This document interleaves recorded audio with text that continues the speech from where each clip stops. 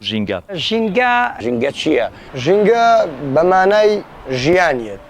واتە ژیان چییە؟ کە مرۆڤ پەیوەستە پێوەی ئەوەی کە مرۆڤ پەیوەندی لەگەڵایە و لەگەڵ خاکە لەگەڵ هەوایە. ژینگە پیسە.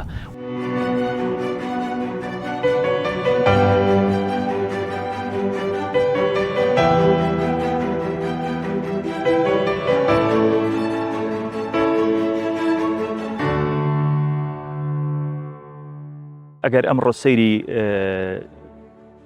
بواری ژینگە بکەین بە شێوەیەکی گشتی لە جیهاندا، ئەمڕۆ ژینگە بووە بە پرسێکی عالەمی، یەکێکە لەو کێشانەی کە ڕوبەڕووی سەرجە مرۆڤایەتی بۆتەوە. ئەم پرسەش کاتێک سەری هەڵداوە تەبەن کە ئاسەوارەکانی دەبینین، ئاسەوارەکانی دەبینین لە خەستەخانەکانە ئەیبینین، ئێمە بە شێوەیەکی گشتی ئەبینین لە نەخۆشخانەکانە ڕۆژانە خەڵکیی زۆر بەهۆی جەڵدەی دڵجەڵدەی دەماغ بەهۆی سەرەتانەوە خەڵکێکی زۆر کەوتووە کە زۆرینەی ئەگەڕێتەوە بۆ ئەوەی کە ژینگە پیسە و ئەرقامەکانی تری ڕۆمان پێڵن ساڵانە منەظەمەی سەحەی عالەمی کە باز لەواکڵێ نزیکەی 7 ملیۆن کەس زیاتر لە 7 ملیۆن کەس بەهۆی پیسبوونی ژینگەوە گیان لەدەست دەدەن. یەوە خەڵکانێکی زۆریش ئێمە توانین بڵین کاریگەری زۆری کردوتە سەر ئەوەی کە ئاستی تەمەن یا با بڵین نیسبەتی تەمەن لە کەم بۆتەوە، ئاستی ژیانکردن کەم بۆتەوە. ژینگە ئەو شوێنەیە کە مرۆڤ تایدا ئەژی، شوێنێکە کە شایەنی ژیان بێت. ئەو شوێنە کوێیە؟ ئەو شوێنە ئەبێ کۆمەڵی مۆسەفاتی تیابێت کە ئینسان تایدا بژی. ئایا ئەو شوێنە لە هەموو سەرزەوی بوونی هەیە؟ ئایا لەکوێ هەیە و لەکوێ نییە؟ ئایا ئەو ژیانە چییە کە خەڵگەڵێ ئەبێت تایە بژی؟ واتە ژیان چییە؟ ژیان ئەگەر سەیریکەی لە هەموو ڕەهەندەکانەوە، سەیریکە لە ڕەهەندی فەلسەفی، لە ڕەهەندی دینی، لە ڕەهەندەکانی ترەوە، هەر یەکە بە شێوەیەک باسیەکە. بەڵام ئێمە بزانین ژیان پێچەوانی مردنە. ئەی لە بینی ژیان و مردنا چییە؟ شتێکی کە پێڵێن کە ژیانێکی مردنێکی لەسەر خۆیە، ئەمان با بەرەو چی بەرەو ئەوەی کە ئینسان سەیرەکەی هێدی وردە شتەکانی جسمی لەدەزەدا لە سەر زەوی بۆ نمونە بیئە ڕۆژ بە ڕۆژ پیس ئەبێ، سەیرەکەی ئەمانە کاریگەری لەسەر یەکتر هەیە. بۆ نمونە گەر ئێمە سەیر ڕەگەزەکانی ژینگە بکەین، ڕەگەزەکانی ژینگە بریتێ لە ڕەگەزە مادیەکان و لە ڕەگەزە بایۆلۆجیەکان. ڕەگەزە مادیەکان ئاو و هەوا و خاکە و ڕەگەزە بایۆلۆجیەکان سەیرەکەی بریتێ لە مرۆڤە و ئاژەڵە و بوونەوەرەکانی ترە. کاتێکە ڕەگەزە مادیەکان ئەکەونە کێشەوەکو ئاو و هەوا و خاک، ڕەگەزەکانی تریش کە بوونەوەرەکانە تووشی کێشا بن، کە تووشی کێشا بن ژیانیان ناخۆشترێ بێ، واتە ژیانێک ناژین کە شایەنی مرۆڤ بێت. بۆ ئەوەی مرۆڤ بژی بە ژیانێکی ئاسایی، ژیانێکی ئەوە پێویستی بەوەیە کە وەعیەکی بێ، هۆشیارێکی بێ بۆی بۆ ئەوەی بیپارێزێ، زەوی بپارێزێ، ژینگەکەی بپارێزێ. پاراستنی ژینگە لە ئەستۆی هەر هەمومانە، چونکە لەم پەر بۆ پەڕی جیهان یەک بەشە. لە هەر شوێنێک لە لێرەدا خەلەل دروست بوو، مرۆڤ لە هەموو شوێنێکی جیهان بە هەمان شێوە زەرەرمەند دەبێ. ئێمە یەک قسە زۆر گرنگە، هەموو تێچووی ئەوەی کە ئێمە بمانەوێت پاراستنی ژینگە بکەین یا تێچووی پاراستنی ژینگە کولفەیەکی زۆر کەمتری تێچێت لە ئاسەوارەکان و لە ئەنجامەکانی پیسبوونی ژینگە. ئەگەر ئێمە سەیریکەین ئەو کێشانەی کە وای کردووە کە ژینگە پیس بێ، هۆکاری سروشتیمان هەیە و هۆکاری مرۆیی. هۆکارە سروشتیەکەەوە بەلای خۆی بۆ نمونە لە هۆکارە سروشتیەکان لە بورکانە هەر شتێکی ترە، بەڵام هۆکارەکەی تر مرۆڤ خۆیەتی کە هەز بە بەرپرسیارەتی ناکە بەرامبەر بە ژینگە و هەز نەکردن بە بەرپرسیارەتیش ئەگەڕێتەوە بۆ ئاگایی، بۆ وعی، بۆ ئاسی هۆشیاری. ئەکرێتەوە پاراستنی ژینگە بکەی بە کەلتورێک، وەکو هەر ئەوەی چۆن مناڵێک سەیرەکەی نانێک فرەدراوە هەڵیەگرێتەوە، ئاواش هەز بە بەرپرسیارەتی کە کاتێک بتڵێک کەوتووە بە هەمان شێوە هەڵیگرێتەوە و بزانێت کە ئەمەش بە هەمان شێوە کاریگەری سلبی هەیە و کاریگەری کە زۆر زیاتر. نانەکە گەر هەڵی نەگرێتەوە لەوانەیە ئەو زەرەرەی نەبێت، چکە بێتەوە بە خۆڵ و لەگەڵ خۆڵا هیچ زەرەرێکی ناگەێنێت، بەڵام بتڵەکە زەرەرێکی زۆر گەورە بە ژینگە دەگەێنێت.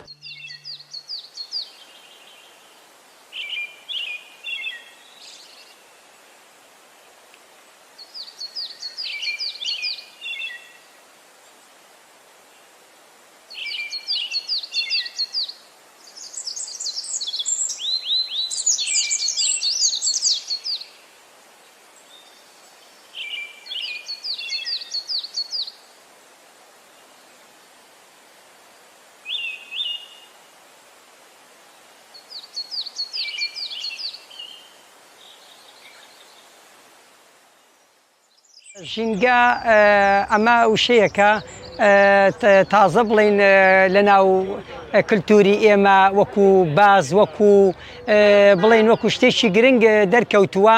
ژینگە بریتە لە چیش بریتە لە هەموو ئەو شتانەی کە لە دەوروبەری مرۆڤەکان، ئەوەی کە مرۆڤ پەیوەستە پێوەی، ئەوەی کە مرۆڤ پەیوەندی لەگەڵایە لەگەڵ خاکە، لەگەڵ هەوایە، لەگەڵ مەسەلەن ئاوە، لەگەڵ ئاسمانە، لەگەڵ مرۆڤە. ئەمانە هەمووی پیان ئەوترێت ژینگە و ژینکە دروستەکەن و پێکەێنن.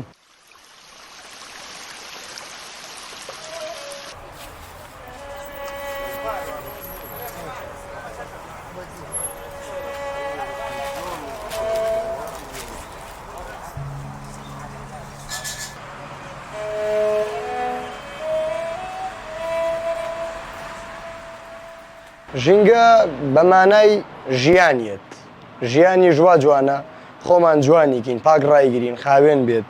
ئینسانیەت لەوە بنیادنراوە بە معنای پاک و خاوێنی لە قورئانیشا چەند جارێ باس کرا و نەزافەت و منین ئیمان. ئینسان هەتا پاک بێ جوانە. جا هەر بۆیە لەسەر هەموو تاکیکی کۆمەڵگا پێویستە ژینگەکەی خۆی بە جوانی ڕاگرێ بۆ ئەوەی خۆی جوان دەکەوێت. ژینگە بۆ ئەوە گرنگە ئێمە لە ژیانە کە ژیان کۆمەلگایەک بۆ نمونە من لە شارێک کە بۆ نمونە شاری سلێمانی لەم شارەیە ئەژیم، پێویستە لەسەر من ژینگەی شارەکەم جوان ڕاگرم. خۆ شەرت هەر ئەوە نییە بە فڕێنەدانی دەبەیەک یان جگەرەیەک یان مەقەبایەک. پێویستە لەسەر من ئەگەر بە نمونە پێویستم بە سیارەکەم نەبوو دەری نەکەم، نەی بەمە دەرەوانێ کۆمەلگاکەم یا ژینگەکەم بە دووکەڵی سیارەکەم پیس نەکەم، دەوروبەرەکەم ناشرین نەکەم.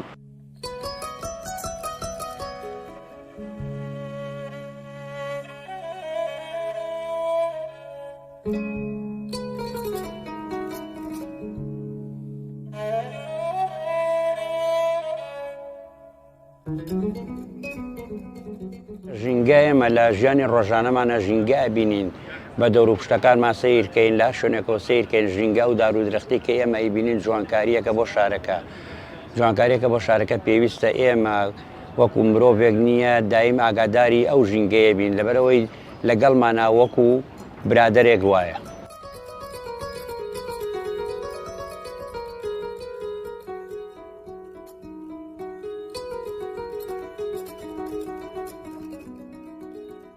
طبعا ژینگە لەبەرەوەی گرنگە ئێمە ژیانمان لەگەڵ ژینگایە.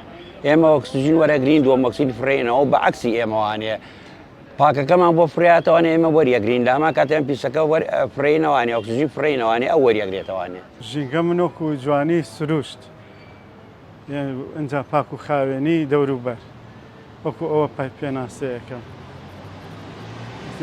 پاک و خاوێنیش لە ئیمانەوەیە. بۆچی ژینگە پادێسرێ؟ لەبەر تەندروستی پاراستنی جوانی دەوروبەر. بڵین ئێستا بڵێن ئەوەی کە دوکانێکی هەیە بە دوکانەکەی پاک و خاوێن ڕاگرێ، ئیتر بۆ تەندروستیش باشە و بۆ جوانی دەوروبەرەکەشی، بۆ جوانی سروشت.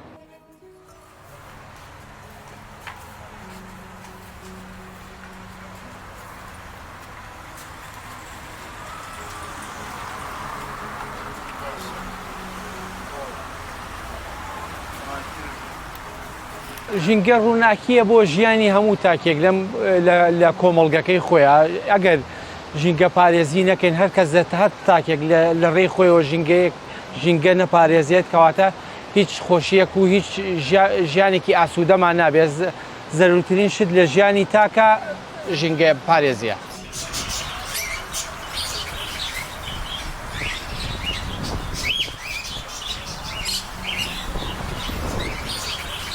گرنگی ژینگە لەوە بینینەوە ژینگە ئەگەر پاک نەبێت، ئەگەر هەر کەس ئێحتیمام نەیە بە پاکردنەوەی ژینگەی ژیانی خۆمان، یعنی بەسیترین شت تووشی نەخۆشیە بین، تووشی ئەنواع میکرۆباتە بین.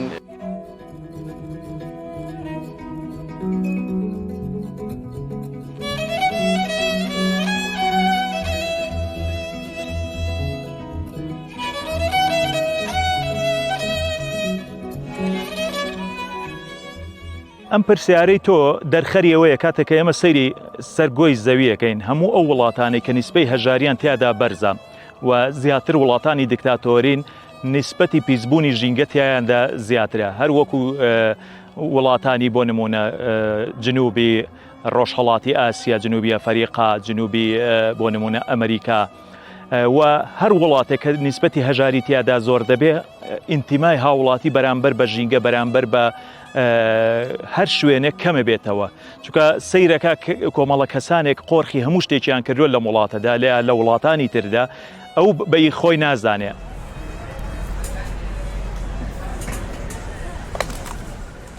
ئەبێ ئەمە لەسەرەوە جارێککە دەست پێ بکە دەسەڵاتداران بەڕێوبەرانی ئەو وڵاتە چەند دەسەڵاتداران وڵات بە شێوەیەکی جوان بەڕێوە بەرن ئەوەندە کاردانەوەی بێ بۆ سەر کارکتەری کەسەکان لەناو کۆمەڵگادا. ئەگەر لەسەرەوە سیستەمێکی بە شێوەیەک بێ شتەکان شەفاف بێ بە شێوەیەک بێ کە خەڵک ببینێ حکوومەت چیەکە و چی ناکە زیاتر ئیسیجابەیە بێ بۆ ئەوە و ئەبێ حکوومەت فەلسەفەیەکی بەڕێوەبردننی وڵات داڕێژێ کە تایدا هاوڵاتی مافی پارێزراو بێ و ئەتوانین لە ڕێگەی پەروەردەوە فەلسەفەیەکی پەروەردەی وەها داڕێژین کە ئێمە چه هاوڵاتێکمانەوێ بەرهەمی بێنین بۆ ئەوەی هەست بە بەرپرسیارەتی بکە ئەبێ هاوڵاتێک بەرهەم بێنین کە چاک بێ واعی بێ چاک بێ نەک خۆی وا دەربڕێکە چاکە ئەبێ خۆشەویستی هەبێ بۆ ژینگە نەکخوا خۆی دەربڕێ بەرامبەر بە کامێراکان ژینگەی خۆشەوەیە لە کاتێکا کە چاوی لەسرە ژینگە پارێز بێ کە چاوی لەسەر نییە پیسیکە واتە بێ هاوڵاتی ئەوەی بۆ خۆی بەڕەوا ببینێ بۆ خەڵکی بەڕەوا ببینێ و هەستکە کە ئەو پیساییە ئەو ژینگەی ئەو پیسیەکە کەسانی ترێ بێ پاشی کەنەوە و بە جۆرێک لە جۆرەکان کاریگەری سلبی هەیە بۆ سەر خۆی بۆ سەر دەور و پشتی بۆ سەر کەسەکانی خۆی و لە ئەمڕۆ لە داهاتووە کارەسات دروست دەبێت لەسەر زەوی و لەسەر وڵاتەکەی خۆی و بە شێوەیەکی گشتی لە ئێستادا مەترسیەکانی پیسبوونی ژینگە لەسەر زەوی بە شێوەیەکی زۆر زۆر زەق دەرکەوتووە کە هەر بۆ نمونابینی ساڵانە 7 ملیۆن کەس بەس بەهۆی پیسبوونی ژینگەوە ئەمرێ.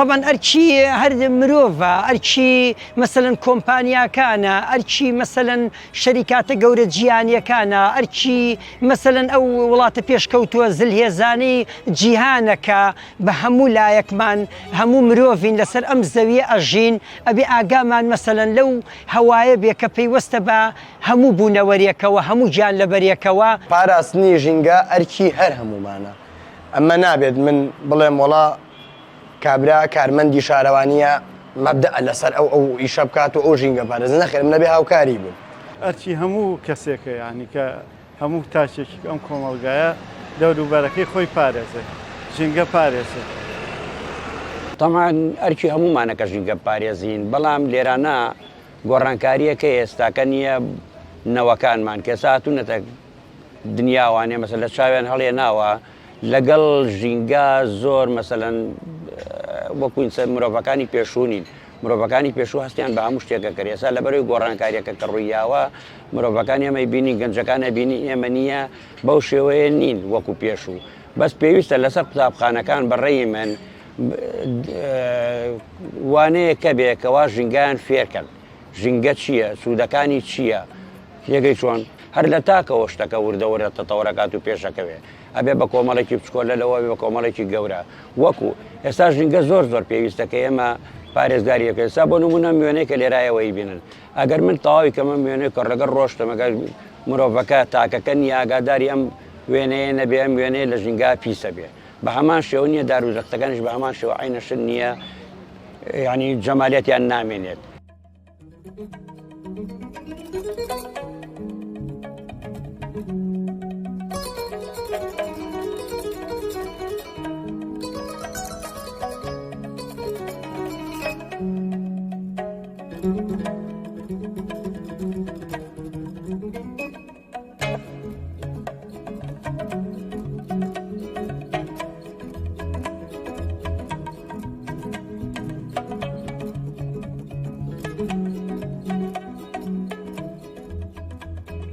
نابێت ئاوەکان سەرچاوی ئاوەکان بە مەسەلەن بە پیسی و پاشماوەی کۆمپانیا و شەریکاتە گەورە ژەهر ڕێژەکان ئاگاداری ئەوە بین ئەوان ئەو حاڵەتە ڕەچاوکەن بە نمونە ئەم هەوایی کە تایین مەسەلەن هەر لە پێناوی خۆشی کاتی خۆمانە هەر داوای سیارەی مۆدێل بەرز نەکەین و یعنی مەسەلەن سیارەکان دووقاتی مرۆڤەکان بن لە شارەکە یعنی ئەمە دووکەڵێکە ناڕوە سلێمانی ئێمە لە شوێنێکی چاڵایە یعنی ئەم دووکەڵ و ئەو شتانە ئەمێنێتەوە ئەبێ بە هەوا ئەم دووکەڵە یعنی ئێمە لە باتێەوەی هەناسەیەکی پاک هەناسەیەکی سافڵ مژین یعنی دووکەڵ ئەهێنینە ناو سیەکانمان و بەوە یعنی مەسەلەن تەمەنمان کورت پێێنین گرنگە تاکی کۆمەلگا بەرپرسیارانە لەگەڵ ژینگە هەڵسوکەوت کات بە نمونە ئێمە با هەڵسین بینە سەر بەکارهێنانی پاسکیل لە تەمەنێکی مناڵیوانە تا تەمەنی گەورەی ئەبێت بەڵام ئەمڕۆ لەناو کۆمەلگەی ئێمە وا باوە وا کللتورە کە تەمەنی لە مناڵی و هەڵکشا بۆ تەمەنێکی نەوجوان یانە 18 ساڵی 7 ساڵ ئەڵە ڕوم نایەلی خوڕم پێی شەرمە بەڵام کاکەی گیان بەکارهێنانی پاسکیلیان هەر ئامێرێکە بانزین یا کانزایەکی نەوتی گازی بەکار نێنێت ئەو ژینگەی بە پاکی ڕاگرێ شەر نییە پاسکیل بێت هەنێکە سکۆتەر هەیە شتی تر هەیە ئامێرمان زۆرە تۆ ئەگەر بتەوێت لە بری سیارەیە لە بری شتێکی بۆ نمونە هاتوچی پێ بکەی بەکاری بینی ژینگەکە و پاکی ڕاگیرێت خۆی ژینگە پارێزی پەیوەندی بەوە نییە کە ئایا ئێمە باسیەوە بکەین کە بڵێن حکومەت بی پارێزیە خەڵک هەموو کەسێک لە ڕێی خۆیەوە پێویست بەوە ئاکات کە ژینگە پارێزیە لەبەر مەسلحەتی تەندروستی خۆمان لەبەر مەسلحەتی ژیانی خۆمان یەکێک لەوەی بۆ نمونە یەکێک لەو نمونانە من خۆم وەکو شخصی خۆم کە 38 ساڵە لە بەردەکی سەرایە کاری فۆتۆگرافیەکەم پێش هەموو کارێکی خۆم دەسەکەم بە پاکردنەوەی ئەم ناوە کات هەبووە خەڵکانێک بە منیان وتووە کە تۆ ئیسفادەی لەکەیت بۆیە مستەفیدیت لە کارەکە بۆیە ئەو ناوە ژینگەی ئەو ناوە ئاپارێزیت کاکە خۆ تۆش مستەفید بە بەوەی کە یەک نەجگەرێک لە ڕێگەی خۆتا پاکەرەوە وەکو من دەرەچیت.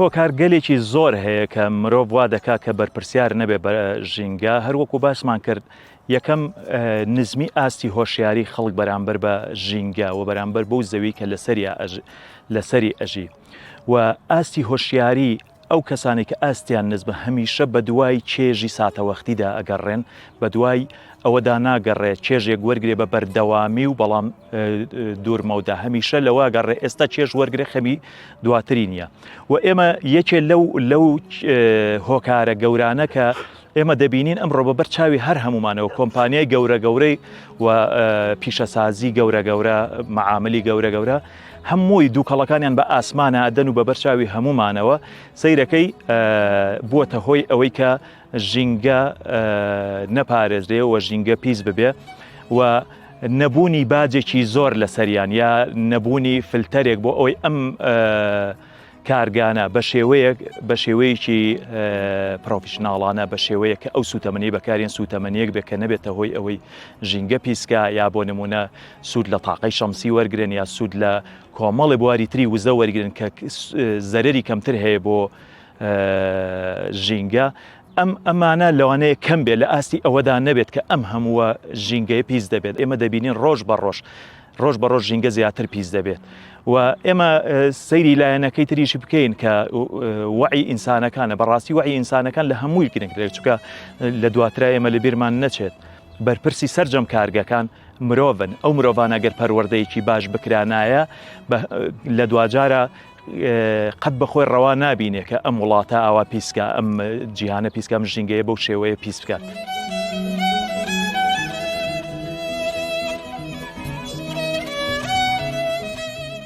ئەمڕۆ بە بیابان بوون وڵاتەکە کە بە بیابان بۆی نیشانەی ئەوەیە کە تۆ ئاوت نییە کە نیشانەی ئەوەیە کە تۆ درەخت ناڕوێنیت کاتێکە باەک هەڵەکە ئەو هەموو تۆز و خۆڵێمە لە وڵاتی خۆمانە لە سلێمانی ساڵانە بینین چۆن بە چ شێوەیەک خۆڵبارین دەست پێیەکە کە لە وڵاتێکی ترەوە بۆ ئێمە دێت بەهۆی چیەوە بەهۆی بە بیابانبوون و بەهۆی ئەو بایەوە کە ئەما کرێت چارەسەر بکەین. من پێم وایە ئەو سێ هۆکارەیە، چونکە ئەوە ئینسان خۆیەتی. ئەگەر ئینسان خۆی ژینگەی پارازەوە شتێکی باشە، ئەگەر خۆی نەیتوانی ژینگە بپارێزی هەڵبەتا بێ ئەو مرۆڤە بەکار بهێنرێت لەگەڵ لەلایەنی دەستگاکانەوە لەلایەن وڵاتەکانەوە. ئێمە ئەبینین لە ئەو وڵاتانەی کە لەم ناوچەیە دەسەڵاتدارن زۆربەی ئەو وڵاتانە وڵاتانی دیکتاتۆرن، کۆمەڵێک کەس سەرپەرشتی یا با بڵێن ئەو وڵاتانە بەڕێوە کە کەسی واعینین بەڕاستی ئەسڵەن ئەوەی لە لای گرنگ نەبێ ژینگەیە، ئەوەی لە لای گرنگە تەنها دەسەڵاتەکەی خۆیەتی و چۆن بمێنێتەوە. بەڵام ئەو وڵاتانی کە پێشکەوتون و سەرۆکەکان وەکو هاوڵاتێکی اعتیادی ژیان بەسەر دەبات زۆر لە لای گرنگەکە دەستکەوتەکانی بزانێت دواتر چی بۆ میلەتەکەی بەرهەمهێناوە.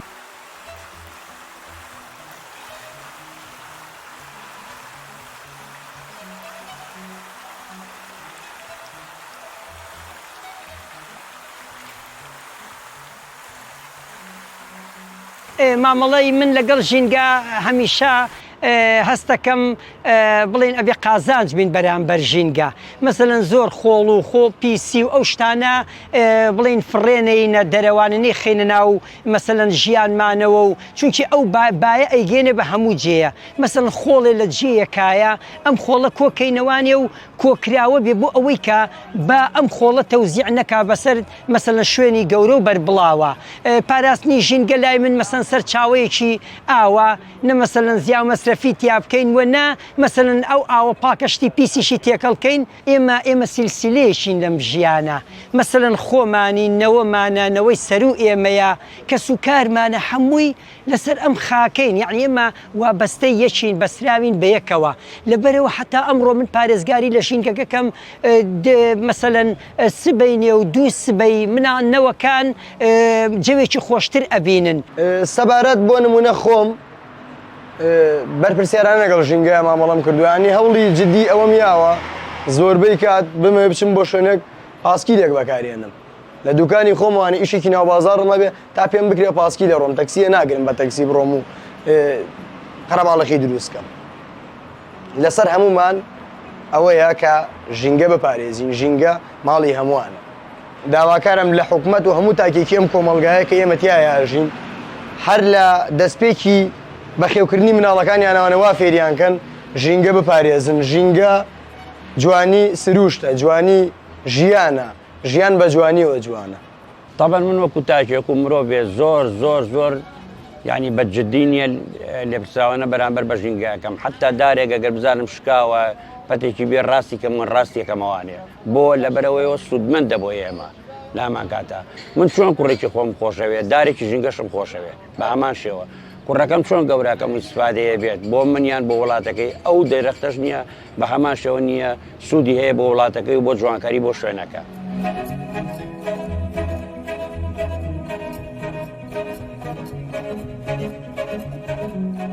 من وەکو هونەرمەندێک بڵێن لە 76 دوکانمەوە بۆ پاش ماوەلێنە کاتێک هاتمەوانێ چی پێڵێن ئەبینم کە سرمما لە باخچەکان هەمووی ژینگەیە، هەمووی دار و درەختە.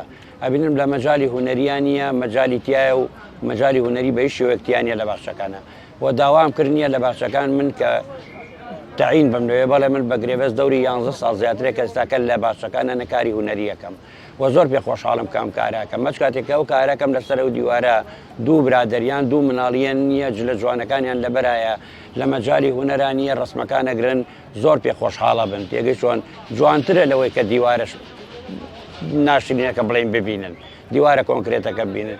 من خۆم یعنی لە هەج مەجالێکیانە بەقەیەم مەجالە نیە پێ خۆشحاڵ نیم.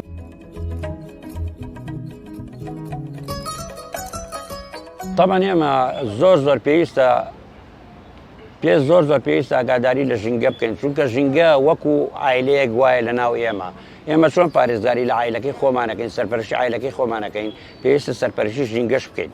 تۆ چۆن برایەکە هەیە خوشکەکە هەیە دایمەیان بینیت و سوودیان لێ وەرەگریت و قسەی خۆش و هەڵسان و دانیشتنتان هەیە، ژینگەش بە هەمان شێوە لەگەڵ تۆ ئاوایە پێویستە هەستی پێ بکەین. داواکەریم ئەوەی هەموو کەس لە لای خۆیەوە بڵێن چاوەڕێ ئەوە نەکا بڵێن یەشە بەر دوکانەکەی پاکاتەوە خۆی ئەگەر دوکانە ئایا هەر ئیشێکی ترێک هەیە خۆی بەو ئیشە هەستێ.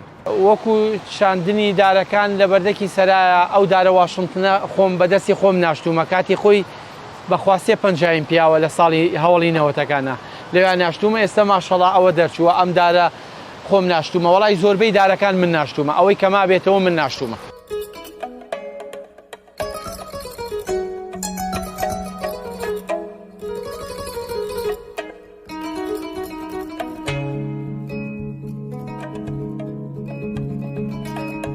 داواکاریم ئەوەیە کە هەر کەس لە شوێنی خۆیەوە تەنها نەچگەرەیەک هەڵگرێتەوە هیچی تر.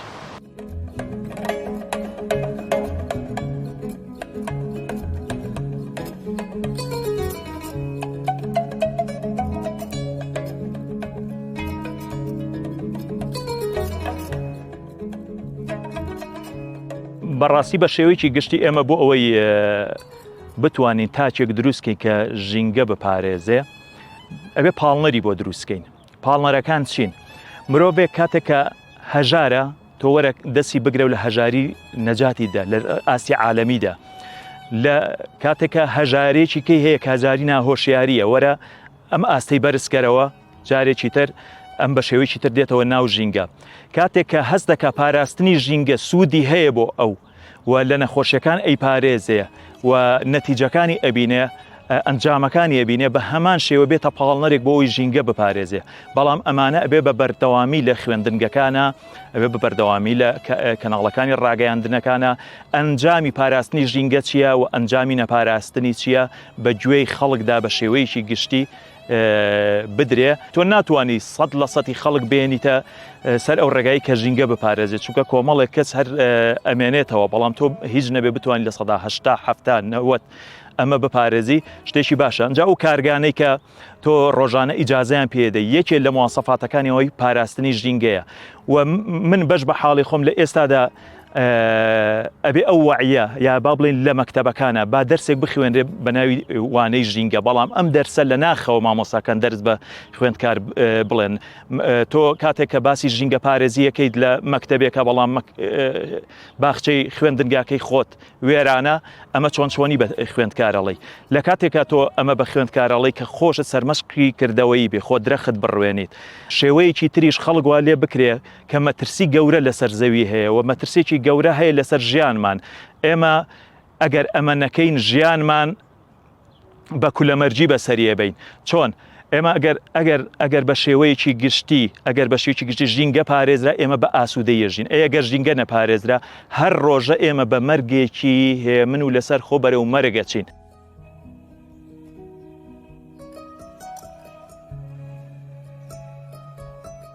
مناڵە کاتێک کە نانێکە بینێ یەکسەر نانەکاڵەگرێتەوە ماچیەکە و ئەی خاتە سەر ناوچەوانی ئەنجا لە شوێنێکی باشا داێنێ ئەی باشە بۆچی بۆ شتێکی پیسیش ئەو شتانەی کە ژینگە پیزەکە بۆچی هەڵی نەگرێتەوە بۆچی یا هیچ نەبێ فڕی نەدا با پاشی نەکاتەوە فڕی نەدا. ئەگەر تۆ من داواکەم ئێستا لە شوێنێکە شتێکی زۆر جوانم بینێ ئەڵێ ئێمە داواکەین لە حکومەت ژینگە پارێز دانەمەزرێنێ بەڵکو مرۆڤ دروستکە ژینگە خۆی پارێزرێ.